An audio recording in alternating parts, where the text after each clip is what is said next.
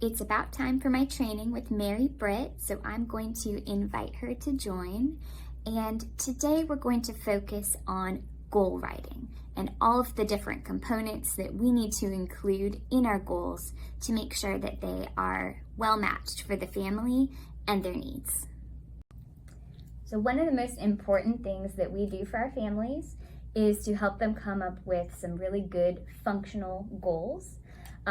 And then when we come back to the office, we want to actually write those goals in a formal way so that we can provide structure for the visits that we give them with family training.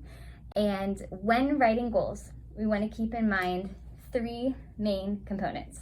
So we want to have some kind of setting or time of day, a routine. What makes sense based on what the family told you? When would they likely be working on this goal?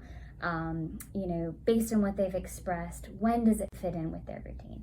It could be playtime, it could be bath time or outings, just whatever they kind of express to you. That's what we want to include because, again, we want to customize it and make it really fit this particular family. So that's the first component. The second component is to use as much of the family's language as possible when writing the goal. So we don't want it to feel like a therapist writing it. We don't want to use words like reinforcement and manding. We really want it to come from the parent. So if the parent says, I want my child to be able to ask for help, that's our goal, for him to be able to ask for help and using those words as much as possible. These are goals for the family, by the family. So that's a big part of it.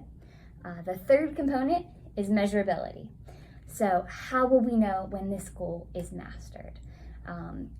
We want to kind of look at each goal and decide, is it something that happens on a daily basis, a weekly basis, or maybe something that happens by a particular deadline?